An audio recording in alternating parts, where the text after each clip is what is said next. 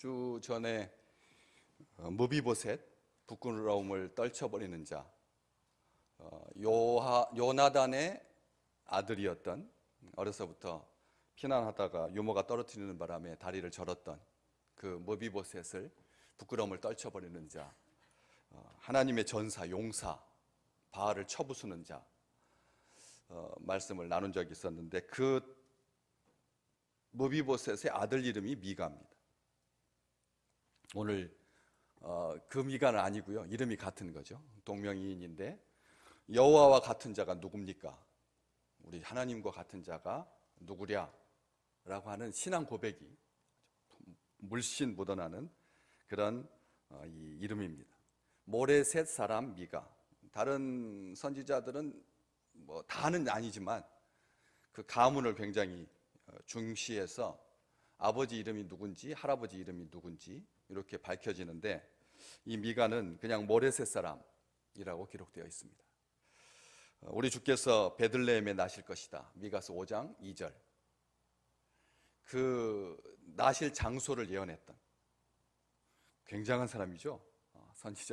선지자가 이거 장소는 별로 안 중요할 것 같은데, 태어나실 곳을 예언했던, 그리고 남유다의 요담, 아하스, 히스기야, 이 3대에 걸쳐서 예언했던 그런 귀한 선지자입니다. 동시대 때 같이 예언했던 사람이 유명한 이사야 선지자, 호세아 선지자, 아모스 선지자. 다른 분들은 다들 기억하겠지만 이 미가라고 하는 선지자는 그 속에 안 포함되는 것처럼 잘 모르는 분들이 많습니다. 같은 시대에 예언했던 거죠. 이사야, 아모스, 호세아. 이름만 들어도 굉장한 그런 선지자들과 함께 사역했던 분이 이 아모스, 미가 선지자입니다. 그 당시가 주전 8세기, 지금으로부터 2700년 전 이야기입니다. 주전 8세기 이스라엘은 위기 중에 위기를 맞고 있었죠. 이미 벌써 북이스라엘은 멸망했고, 그리고 남유다는 엉망진창이었습니다. 겨우 마지막 사역과고 겹치는 히스기야 임금 때 좀 반짝 회개하는 것처럼 보이더니, 그 이후로는 그냥 계속 미끄러져 내려갔던 그런 시대이기도 합니다. 지도자들과 재판관은 뇌물을 구하고, 7장 앞쪽에 3절 말씀에 보면 권세자들은 사리사욕에 눈이 멀어서 이리 붙었다 저리 붙었다, 그리고 가시와 찔레 울타리보다 더하다 라고 하는 평가를 받습니다. 하나님과 백성을 저버리고 불의를 일삼고 호의호식하면서 서로를 못 잡아먹어서 으르렁대는, 어서 많이 들어본 분위기죠. 어느 나라든지 이렇게 하나님의 말씀에서 떠나면, 우상을 숭배하면 그런 어둠 가운데 처하게 되는 건데, 백성들도 당연히 우상 숭배를 일삼고 죄악에 빠져 있었습니다. 사회가 부패하고 타락하니까 가정까지, 자기 아내도 믿지 못하게 되었다. 앞쪽에 쭉 5절 말씀에 너희는 이웃을 믿지 말며 친구를 의지하지 말며 내 품에 누운 여인에게라도 내 입의 문을 지킬지어다. 그래서 온통 불신으로 가득한 사회였습니다. 그 어디도 구원의 불빛을 찾기가 힘들었습니다.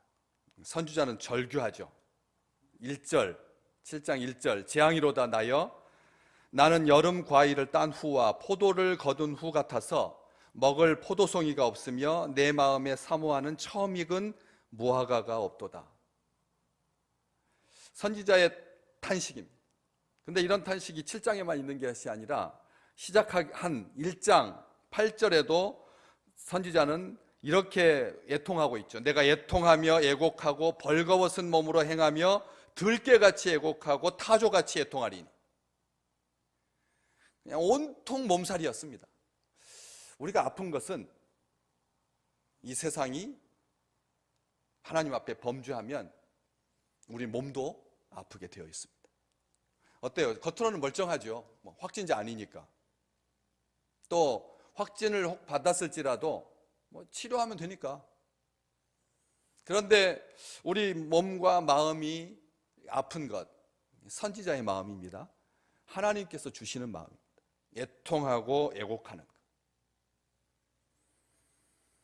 선지자는 이스라엘의 부패를 바라보면서 이렇게 탄식합니다. 상황과 현실만 보면 암울하고 절망적이고 탄식이 절로 나오는 그런 상황 가운데서 아쉬움과 슬픔의 눈물을 흘리죠. 그런데 거기까지는 세상 사람들도 같이 하는 그런 태도입니다. 그러나 하나님의 사람, 남은 자, 오늘 본 말씀은 아니지만 뒤쪽으로 쭉 넘어가시면 남은 자가 하나님 앞에서 18절 말씀,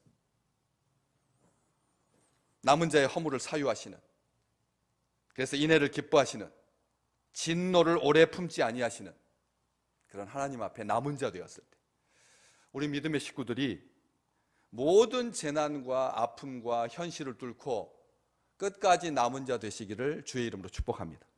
남은 자라고 하는 것은 죽지 않은 자가 아닙니다. 남은 자는 하나님의 긍휼을 입은 자입니다. 그렇기 때문에 남은 자로 이스라엘의 멸망 바라봅니다.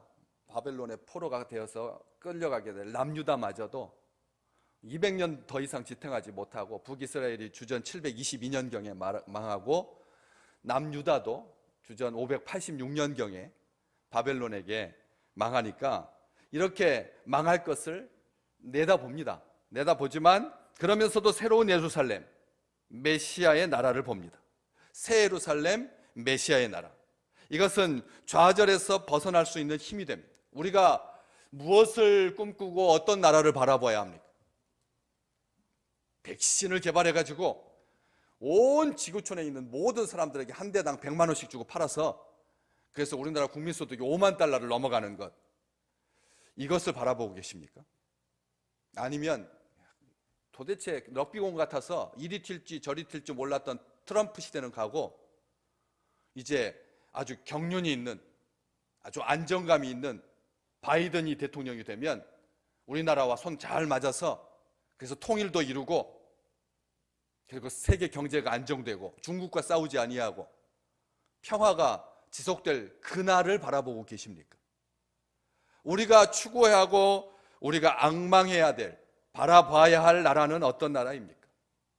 선지자는 확신과 소망 가운데 이 미가 예언을 마무리하는 장이 7장입니다. 오늘 본문 말씀 7절 말씀, 오직 나는 여호와를 우러러보며 나를 구원하시는 하나님을 바라보나니 나의 하나님이 나에게 귀를 기울이시로다. 소망이 없어 보이는 상황 가운데서도 미가는 구원의 하나님, 빛이 되시고 진리 되시는 하나님을 바라보고 있습니다. 하나님의 역사적인 개입을 기대합니다. 파수꾼처럼 아침이 밝아오는 것을 기다리는 파수꾼과 같이 아주 애절한 마음으로 그날을, 그 시간을 꿈꾸고 있다는 거죠. 구원의 주님, 사랑과 인애의 주님을 바라보는 것입니다. 8절부터 13절 그 다음 절부터는 바벨론의 포로로 끌려갔다가 다시 회복될 그날을 바라보는 거죠. 항상 소망을 잃지 않는다는 것입니다. 주의 백성은 어떤 존재입니까? 믿음의 사람은 어떤 사람입니까? 오늘 또 우리 하나님을 바라볼 때 나의 하나님이 나에게 귀를 기울이시리로다. 나의 하나님인 겁니다. 우리 민족의 하나님이십니다. 열방의 하나님이십니다. 우주 가운데 하나님은 한 분이십니다. 그러나 그 하나님은 내 하나님이셔야죠. 나의 하나님이 나에게 귀를 기울이시는 거예요. 내 목소리에 귀를 기울이시는 것이 아니라 나에게 귀를 기울이신다. 이 말은 전인격적인 관계를 말하는 거예요. 우리가 자녀들을 볼 때 말소리만 듣는 게 아니거든. 말소리로 끝나는 관계는 얇은 관계입니다. 말로 끝나는 관계는 흔들리고 요동칠 수 있습니다. 잘 나갈 때는 귀에 그냥 달콤하게 떨어지지만 조금만 비틀어지면 이게 가시와 울타리가 되어서 나를 쏘아대는 그런 소리일 수 있습니다. 사람의 소리는 믿을 게 못 됩니다. 그래서 얇은 관계는 소리로 만족하지만 우리 하나님은 나에게 귀를 기울이시는 분이십니다. 나에게, 나를 주목하고 나를 사랑하시고 나를 잠잠히 부르시고 손바닥에다 새기시고 외양간에서 나온 송아지처럼 뛰게 하시는 분이 우리 하나님이신 거죠. 나는 여호와를 우러러보며 나를 구원하시는 하나님을 바라본다. 선지자는 분명하게 말하고 있습니다. 참된 소망에 집중하고 있습니다. 하나님 안에서 소망을 품은 것입니다. 이 세상은 우리를 자주 실망시키지만 소망은 우리가 하나님의 진리와 능력 안에 닻을 내릴 수 있게 합니다. 소망은 하나님의 능력 안에 닻을 내리게 한다는 거예요. 요동치지 않게 한다는 것입니다. 이 세상 어디에다가 닻을 내리시겠습니까? 700만 원씩 20년입니까? 자녀들입니까? 아니면 산지 3년 만에 2억을 남길 수 있는 부동산입니까? 거기에다가 닻을 내리면 요동치게 되어 있습니다. 흔들리게 되어 있습니다. 하나님만이 우리의 삶의 구원이고 소망이며 능력이며 승리가 되십니다. 하나님만이 볼 수 있는 것을 보게 하시는 빛이십니다. 우리가 무엇을 봐야 합니까? 다들 눈 뜨고 있지만 눈먼 사회입니다. 눈을 뜨고 있는 것 같은데 다들 희미합니다. 무엇에다가 걸어야 하나 해가지고 수소 트럭에다가 걸려고 했단 말이에요. 어마어마한 돈이 모였죠. 그런데 다 가짜로 드러나. 수소 트럭에다가 돈을 걸면 내 인생, 내 노후가 든든할 줄 알아요. 전기차에다가 인생을 걸면 내 인생이 요동치지 않을까요? 유기농 식품에다가 인생을 걸면요, 항산화 미용 크림에다가 인생을 걸면 어떨까요? 그래서 한 달에 50만 원씩 따박따박 월세 난입니다. 월세 난. 전세 난입니다. 무엇이 우리를 요동치지 않게 하고 본질을 보게 하는 것일까요? 오늘 말씀 선지자는 분명히 말합니다. 넘어질지라도 다시 일으키시고 세워서 승리하게 하시는 우리의 아버지가 되신다. 8절 말씀, 나의 대적이여 나로 말미암아 기뻐하지 말지어다. 나는 엎드러질지라도 일어날 것이요 어두운 데 앉을지라도 여호와께서 나의 빛이 되실 것이미로다. 전혀 흔들리지 않습니다. 전혀 개의치 않습니다. 이방인의 눈으로 볼 때 당시 이스라엘은 하나님이라는 그들의 신이 함께하거나 지켜준다고 전혀 말할 수 없었습니다. 그런 형편이 못 됐습니다. 멸망의 위기에 처해 있었기 때문입니다. 풍전등화 같았습니다. 하나도 선한 것이 없었습니다. 하나님께 버림받은 것처럼 보였습니다. 신이 없는 것 같았습니다. 해서 이방은 이스라엘을 조롱하고 있었거든요. 나의 대적이여 나로 말미암아 기뻐하지 마라. 선지자는 경고합니다. 네가 결국 승리했다라고 착각하지 마라. 하나님이 자신의 백성을 버리셨다라고 조롱하지 마라. 이스라엘이 지금은 넘어진 것처럼 보이지만 반드시 일어날 것이다. 어두운 후에 빛이 있을 것이다. 이런 자존감이 있었던 거지. 세상은 하나님 믿는 백성들한테 끄뻑하면 조롱하려고 합니다. 예수 믿는다며, 예수 믿는다면서, 교회 다닌다면서 왜 그렇게 목사 자랑하더니 네 꼴이 왜 그 모양이냐 하고 우리의 이 핥힘 당하는 것, 잠깐 굽어지는 것, 넘어지는 것에 대해서 아주 고소해합니다. 세상이 악하기 때문에 그렇습니다.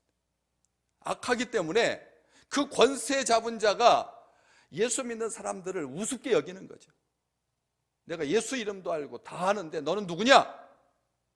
하면서 귀신 들린 자가 눈을 똑바로 뜨고 힘을건 눈을 가지고 우리를 조롱하고 우리가 넘어진 것을 엿보는, 죄가 문 앞에 엎드러져 있는, 기회만 있으면 넘어뜨리려고 그런 상황인 것이죠. 잠언 24장 16절, 대저 의인은 7번 넘어질지라도 다시 일어나려니와 악인은 재앙으로 말미암아 엎드러지느니라. 성경은 분명히 말합니다. 의인은 7번 넘어져도 다시 일어난다. 홍수환 일어나는 것처럼 주의 백성들은 넘어지는 것을 개의치 않습니다. 아마 이 세상에서 아마 제일 많이 넘어지는 사람이 저가 아닐까 싶습니다. 저는 데이트할 때부터 넘어지기 시작해가지고 이제 며느리를 맡고 나서도 넘어지니까 계속 넘어집니다. 얼마나 자주 삐끗삐끗 하는지 모릅니다. 그런데 완전히 넘어진 적 없습니다. 넘어지는 게 우리 인생을 좌우하지 않죠. 다시 일어나는 게 우리 인생의 정체성이니까. 하나님께서 일으켜 주시니까. 여호와는 우리의 빛이 되시고 우리의 힘이 되시고 모든 사람이 다 망했다고 해도 하나님께서 일으키시면 다시 일어날 줄로 믿습니다. 하나님께서 일으키시면 일어나는 거죠. 하나님께서 일으키신 예수골 골짜기에 마른 뼈들을 하나님께서 일으키셨는데, 그냥 일어서는 정도가 아니라 이전과는 비교할 수 없을 정도로 강하고 견고하게 우리 발을 반석 위에 세워 주실 것입니다. 시편 37편 23절과 24절 말씀, 여호와께서 사람의 걸음을 정하시고 그의 길을 기뻐하시나니.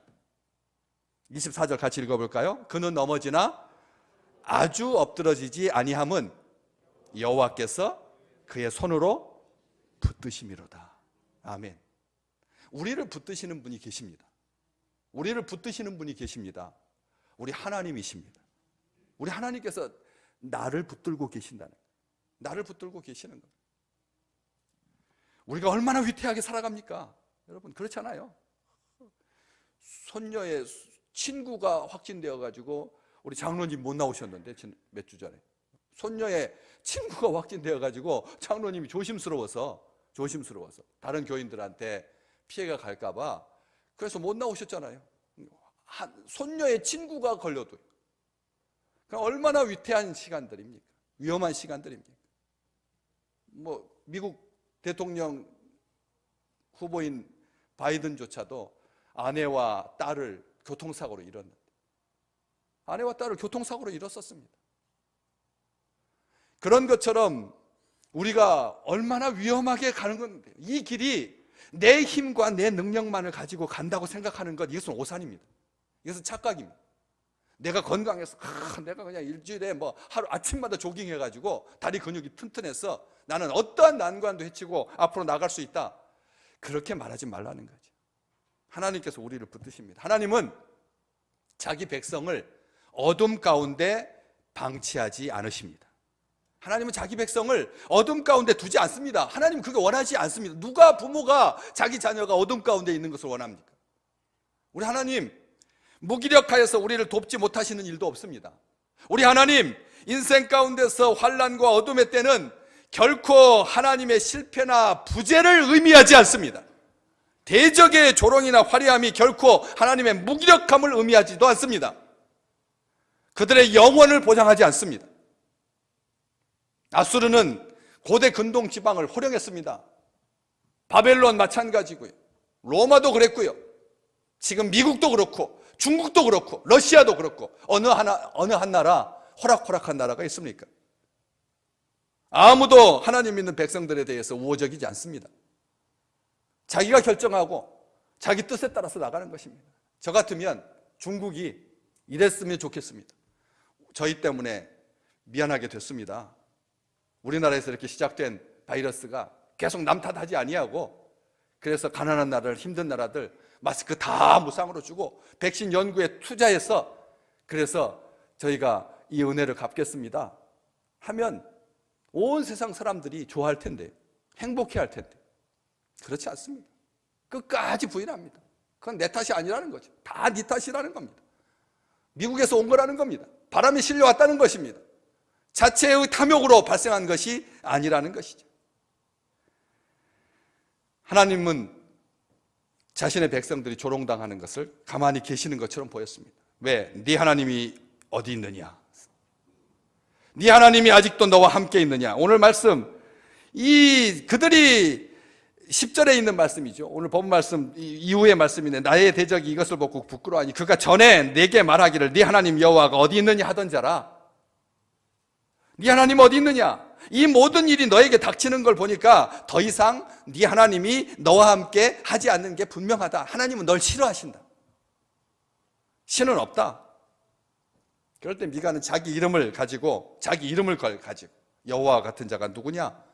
뭐라고 말합니까? 10절 말씀에 보면 그때 내 원수는 내가 구원받는 것을 보고 부끄러워할 거라. 주 너희 하나님이 어디 있느냐 하면서 나를 조롱하던 원수들이 그 얼굴을 들지 못할 것이다. 그들은 거리에 진흙과 같이 밟히게 될 거다. 우리의 대적은 공중의 권세를 잡은 어둠의 세력입니다. 대적은 세상을 어둡게 합니다. 의를 행하는 자를 핍박합니다. 그러나 아무리 대적이 세력을 얻어서 의인을 꼼짝 못하게 할지라도 결국 그것은 거리의 진흙같이 밟히게 될 것입니다. 그것을 여러 나라가 보고 뒤로 쭉 더 넘겨봐 보시면 16절 말씀에 자기의 세력을 부끄러워하여 손으로 그 입을 막을 것이요 귀는 막힐 것이며 17절 말씀 그들이 뱀처럼 티끌을 핥으며 땅에 기는 벌레처럼 떨며 그 좁은 구멍에서 나와서 두려워할 거다. 우리는 하나님께서 행하실 그 일을 소망하는 사람들입니다. 하나님께서 행하실 그 일을 바라보는 사람들입니다. 그래서 내가 그의 공의를 보리로다. 오늘 설교의 제목인 거지. 하나님의 공의는 무엇입니까? 내가 여호와께 범죄하였으나 9절 말씀 그의 진노를 당하려니와 마침내 주께서 나를 위하여 논쟁하시고 심판하시며 주께서 나를 인도하사 광명에 이르게 하시리니 내가 그의 공의를 보리로다. 이스라엘 백성들 가운데 남은 사람들, 하나님의 공의를 보는 사람들, 하나님의 심판을 받아서 어둠 가운데 있을 때 하나님의 심판이 자신들의 불신앙과 불순종과 불의로 인한 것이다라고 하는 것을 깨닫고 하나님의 분노와 그로 인한 하나님의 심판을 억울해하지 않았습니다. 이 땅이 당하는 고난, 사람이 죄지어서 그렇게 된 것입니다. 아시잖아요. 사람의 범죄 때문에 그런 겁니다. 그냥 우리는 얼마나 자주 사람들이 보건 안 보건 개의치 아니하고 아무 데서나 나쁜 짓 하고 봐도 나쁜 짓 안 봐도 나쁜 짓 합니다. 비 오는 날 몰래 하수구에다가 독국물 쏟아버리는 것은 예산일이고 바람 부는 날 그 물타리 높이 세워놓고 그 안에서 그냥 나쁜 다이옥신 나오는 발암물질인데 팍 태웁니다. 태워가지고 왜 쓰레기 봉투에다 하면 한 봉투에 10,000원이니까. 그래서 기회 있으면 안 볼 때 그렇게 막 태우고 소각하고 묻어. 온 나라가 다 병들어 있습니다. 거기 위에서 상추 키워가지고 먹으면 어떻게 될까요? 지금 당장은 아무것도 아닌 것 같지만 나이가 지나갈수록 피부 껍질은 벗겨지고 뼈 마디마디가 무뎌져서 결국은 우리와 우리의 자녀들이 고통당하게 될 텐데도 우리는 개의치 아니하고 범죄하죠. 말합니다. 그들의 재판장 되신 하나님의 판결과 처분을 기다리고 그의 진노를 당하려니와 마침내 그들의 범죄로 인하여서 하나님께서 그들을 심판하셨고 그렇지만 하나님의 심판의 목적이 그들을 멸망시키는 것이 아니라 그들을 광명의 길로 인도하시려고 하는 하나님의 사랑이었다라고 선지자는 말하고 있는 것입니다. 하나님은 이스라엘을 심판하셨습니다. 그렇지만 그들의 죄를 용서하시고 절망과 어둠 가운데 있는 그들을 광명으로 이끄시고 광명에 이르게 하십니다. 그들을 변호하시고 오늘 말씀 그들의 권리를 지켜주시고 그들을 빛 가운데로 인도하여 주시고 그리하여서 그들은 주께서 행하신 공의를 마침내 보게 될 것입니다. 미가는 이를 자신의 유죄를 확인한 재판장이 자신을 위하여 논쟁하시며 심판을 행하신다라고 설명합니다. 마가의 범죄에도 불구하고 자기 조국의 범죄에도 불구하고 이스라엘이 범죄한 겁니다. 선지자가 범죄한 거 아닙니다. 그럼에도 불구하고 재판장은 미가를 상대로 해서 재판을 하는 것이 아니라 미가를 위하여 심판하시는 거죠. 위하여 심판하는 겁니다. 하나님의 심판은 우리를 위한 것입니다. 하나님의 심판은, 하나님의 진노는 우리를 위한 것이죠. 그가 나의 공평을 만드시고, 이렇게 해석할 수 있습니다. 나의 공평을 이루시고 내가 그의 정의 안에서, 의 안에서 그를 볼 것이다, 이렇게 읽을 수가 있습니다. 그는 여호와의 공평과 정의가 실현될 것을 내다보고 있는 것입니다. 18절 말씀 뒤로 쭉 나가시면 남은 자의 허물을 사유하시며, 사유하신다, 용서해 주신다, 완전히 용서해 주신다는 뜻입니다. 생각한다, 반가사유상, 부처님 상, 생각하는 노댕, 그런 사유가 아닙니다. 완전한 용서입니다. 19절 말씀에 발로 밟으신다. 하나님께서 죄를 제거하실 때 죄책도 제거하셔서 그것이 우리를 정죄하지 못하게 하신다. 죄의 권세를 제거하시고 그것이 다시는 우리를 다스리지 못하게 하신다. 계속 하나님의 공의를 말하고 있는 것입니다. 미가가 바라보고 있는 이 하나님의 공의는 우리 그리스도의 십자가에서 확인되고 성취됩니다. 하나님이 바로 십자가에서 판결을 내리십니다. 죄에 대해서 판결을 내리시는 거죠. 우리를 위하여 심판을 행하십니다. 우리를 위하여 심판하시는 것입니다. 그 결과 그분의 공의는 실현되고 재판은 종결되고 우리는 자유와 생명을 얻게 되었습니다. 세상은 하나님의 자녀들이 무너질 때 기뻐하고 하나님이 어디 있느냐라고 놀리고 조롱합니다. 얼마나 조심스러운지 모릅니다. 얼마나 얄미운지 모릅니다. 그렇지만 분명한 사실은 하나님께서 자기 백성을 위하여 의로운 판결을 하시고 원수들 앞에서 부끄러움을 당하지 않게 하시며 하나님의 백성을 조롱하는 자들을 하나님께서 멸하시게 될 줄로 믿습니다. 하나님께서 심판하시는 거죠. 하나님의 징계가 사실은 우리를 회복시키려고 하는 도구였다는 것.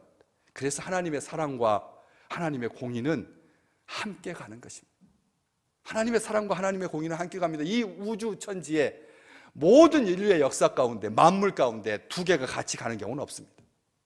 오직 하나님께만 공의가 사랑이고 사랑이 공의인 것입니다. 자기 백성을 향한 하나님의 진노는 단지 악에 대한 분노와 심판이 목적이 아님을 잊지 마시기를 주님의 이름으로 축복합니다. 많은 사람들이 두려워하더라고요. 내가 요즘 이렇게 좀 무릎이 흔들리는 걸 보면 우리 가족 중에 누가 11조를 떼먹었나? 뭐 이런 생각. 근데 머리카락이 휘어지는 거 보니까 나 모르게 누가 하나님 앞에 범죄한 것 아닌가. 욥이 그런 마음이 있었거든. 욥이 그런 마음이 있어서 잔치 끝나면, 파티 끝나면 혹시라도 범죄했을까 봐 하나님 앞에 번제, 속죄제 드렸거든. 그런 마음, 목적이 하나님의 진노가, 하나님의 심판이 우리를 향하고 우리를 적대시하고 우리를 겨냥하는 게 아니라 우리를 위하고 계시다는 것. 이게 하나님의 공의입니다. 다시 일어나서 빛의 길로 가게 하시는. 우리는 코로나가 끝나는 날 영원히 완전 종식은 아니겠지만 빛의 길로 나아가게 될 것입니다. 굳게 서게 될 것입니다. 이스라엘이 굳게 서서 빛 가운데로 걸을 수 있는 것은 전적으로 하나님의 공의 때문입니다. 미가는 이렇게 외치죠. 내가 그의 공의를 보리로다. 이번 한 주간 하나님의 공의가 열방 가운데, 이 사회 가운데, 우리의 삶 가운데 실현될 줄로 믿습니다. 하나님이 하시는 것입니다. 하나님께서 하시는 일입니다. 그 통해서 여호와의 공의를, 여호와의 은총을 입은 자로 기쁘게 사시기를 주의 이름으로 축복합니다.